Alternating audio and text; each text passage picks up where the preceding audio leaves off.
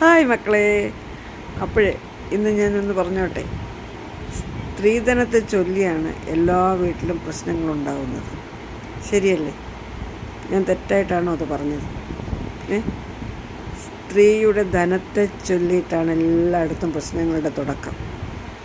അതിൽ തുടങ്ങുന്ന പ്രശ്നമാണ് വലിയ രൂക്ഷമായി മരണത്തിൽ വരെ കൊണ്ടുവന്നെത്തിക്കുന്നത്. മരണം, ആത്മഹത്യ, ഡിവോഴ്സ് എല്ലാത്തിലും കൊണ്ടുവന്നെത്തിക്കുന്നത് സ്ത്രീയുടെ